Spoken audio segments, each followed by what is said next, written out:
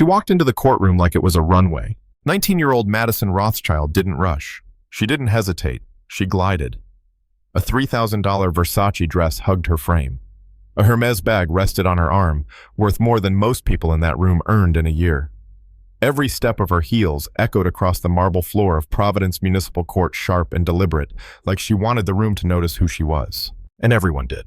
This was the daughter of Heiress Rothschild, a real estate titan, a name stitched into the financial fabric of the city. To Madison, rules had always been flexible. Problems were temporary. Consequences were things money handled quietly behind closed doors with the right phone call. Last Friday night, she decided traffic lights were optional. Streaming live to hundreds of thousands of followers, Madison raced her custom pink Lamborghini through downtown Providence, blowing through red lights, mocking other drivers as peasants in economy cars. When a police officer tried to stop her, she didn't pull over. She didn't slow down. She led him on a 15-minute chase through residential streets where children slept, where families trusted that the law still meant something. Now, just days later, she sat before Judge Frank Caprio, a man who had seen every excuse, every lie, every attempt to trade wealth for mercy. Madison believed this would end the way everything else had. A misunderstanding, a discreet resolution. Lunch at the yacht club right on schedule. She didn't know this courtroom wasn't impressed by names. She didn't know Judge Caprio didn't negotiate with privilege. And she certainly didn't know that one sentence, one moment of unfiltered entitlement was about to dismantle the illusion she'd lived inside her entire life. So ask yourself this. What happens when someone raised above consequences finally meets a judge who believes the law belongs to everyone? And what does real justice look like when money finally runs out of influence? The trouble began on a Friday night, the kind of evening when most people were winding down, trusting that the streets outside their homes were safe. At exactly 9:47 p.m., Madison Rothschild pressed the accelerator of her custom pink Lamborghini and decided the city belonged to her. Downtown Providence blurred past her windshield as she live-streamed to more than 800,000 Instagram followers. The camera caught her laughter, the glow of neon streetlights, the arrogance of someone who had never been told no and forced to listen. Red lights flashed ahead, and she ignored them. One, then another, then a third, each one treated not as a warning, but as a suggestion meant for ordinary people in ordinary cars. From behind the wheel, Madison mocked the drivers around her. She called them peasants in economy cars, sneering at anyone who dared to share the road with her. To her audience, it was entertainment. To the city, it was a ticking clock. Officer Martinez spotted the Lamborghini moments later. He activated his lights, then his siren. Madison didn't pull over. Instead, she sped up. What followed was a 15-minute pursuit through residential neighborhoods. Streets lined with parked cars, modest homes, and families asleep inside. She passed 3 elementary schools. She raced through intersections where visibility dropped, where a single mistake could have ended a life before anyone even knew what happened. The officer followed protocol. He stayed back. He radioed updates. He trusted that reason would eventually catch up to recklessness. It didn't. Madison led him all the way to the gates of her country club, a place where she'd spent her life protected from inconvenience. Only there did she finally stop parking as if she were arriving for dinner, not ending a police chase. In her world, authority usually softened once names were exchanged. This was the pattern she knew well. Mention the Rothschild name. Let the lawyer step in, make a donation, disappear the problem. For Madison, consequences had always been theoretical, something that happened to other people. People without drivers, without trust funds, without last names that opened doors. She didn't think about the children in those neighborhoods. She didn't think about the parents who assumed traffic laws still mattered. She didn't think about how quickly a luxury car becomes a weapon when driven at 65 miles per hour in a 25-mile zone. By the time the live stream ended, the danger had already passed, but the evidence hadn't. Officer Martinez documented everything. The red lights, the speed, the refusal to yield, the pursuit through residential streets. The arrest that followed wasn't dramatic. It didn't need to be. The facts spoke clearly enough. 3 days later, those facts sat neatly inside a case file on Judge Frank Caprio's desk. Paper doesn't care about wealth. Reports don't flinch at reputation. And statutes don't bend just because someone has never been held accountable before. Madison Rothschild believed Friday night was a moment, a story she could laugh about later, another example of how rules never really applied to her. But Friday night was the beginning. The moment where privilege crossed a line it couldn't uncross. The moment when speed, arrogance, and entitlement met the quiet patience of a system designed to protect everyone, not just the powerful. And soon, in open court, she would be forced to explain why she thought none of that mattered. Friday morning, 10:30 a.m. Providence Municipal Court was already full before Madison Rothschild arrived. There were court officers, clerks, a handful of defendants waiting quietly for their names to be called. People who showed up early because court mattered to them. People who understood that when you stand before a judge, you stand on equal ground. Madison entered like she was stepping into a private event. Her heels clicked against the marble floor, slow and deliberate, each step announcing impatience rather than concern. She paused at the defense table, glanced around the room with open disdain, and sat down carefully, as if the bench itself might stain her designer dress. Judge Frank Caprio looked up from the file in front of him. His expression was calm, measured, the kind of calm that comes from decades on the bench and thousands of cases heard without spectacle. "Good morning, Miss Rothschild." Madison smiled, but it wasn't warm. It was polished, performative. The smile of someone used to service, not scrutiny. "Good morning," she said lightly. "I assume we can handle this quickly. I have a very important lunch meeting at the yacht club." A quiet murmur rippled through the gallery. Judge Caprio didn't react. He never did to comments like that. He simply adjusted the papers in front of him and spoke evenly. "Miss Rothschild, you're facing serious charges. Reckless driving, running red lights, failure to yield to an emergency vehicle. According to the report, you led Officer Martinez on a 15-minute pursuit through residential neighborhoods. Do you understand the severity of these charges?" Madison tilted her head, lips curling into a dismissive smile. "Your Honor, I think there's been a tremendous misunderstanding," she said. "I wasn't evading anyone. I simply didn't realize that particular officer was trying to get my attention. When you're driving a luxury vehicle with superior sound insulation, it's difficult to hear external noise." The tone wasn't defensive. It was explanatory, like she was correcting someone beneath her. Judge Caprio glanced down at the report. "Officer Martinez states you ran red lights at Maple Street and 3rd Street while emergency lights and sirens were activated." Madison waved her hand, diamonds flashing under the courtroom lights. "Officer Martinez is clearly embellishing to make his job seem more important. Do you honestly think someone like me would run from the police? My family has dinner with the police commissioner twice a year." The words landed hard. Judge Caprio looked back up. "The report also states you were traveling 65 miles per hour in a 25-mile-per-hour residential zone." Madison's patience thinned. "Your Honor, we're talking about controlled high-performance driving, not recklessness. My Lamborghini has advanced collision avoidance systems and professional-grade brakes. I had complete control the entire time." "Children live in those neighborhoods," Judge Caprio said quietly. "You passed 3 elementary schools." Madison shrugged. "Children should be supervised by their parents. If they're playing near roads, that's a parenting issue, not a driving issue.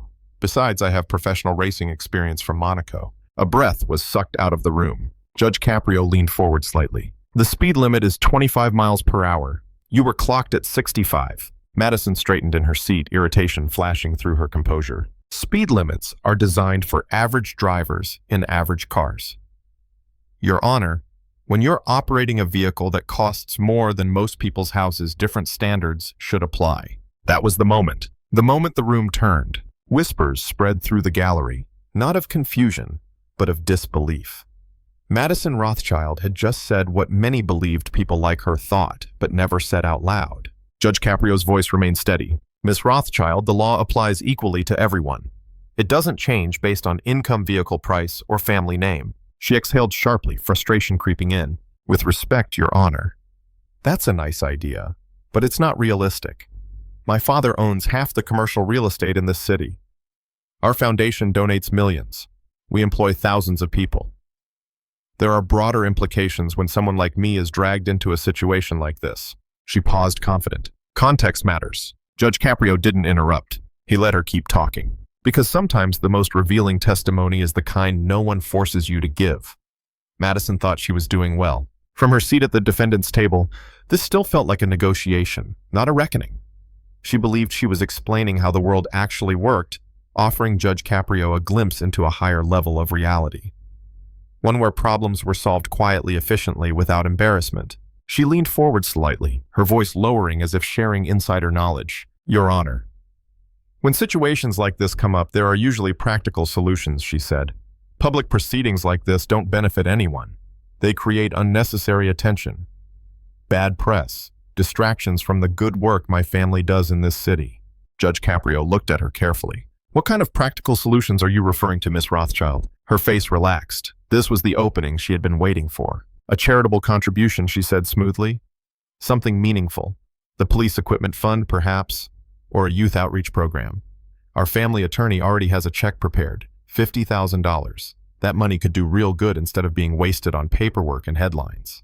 A hush fell over the courtroom. Judge Caprio didn't raise his voice. Are you offering a payment in exchange for favorable treatment? Madison blinked, genuinely puzzled by the question. Payment, she repeated. No, Your Honor. I'm talking about charity. There's a big difference. Explain the difference, Judge Caprio said. A bribe benefits an individual, Madison replied confidently. Charitable giving benefits the community. If the police department gets better equipment, everyone wins. That's not corruption. That's partnership. And what do you expect in return for this partnership? Judge Caprio asked. Madison didn't hesitate. That this misunderstanding gets resolved discreetly, she said.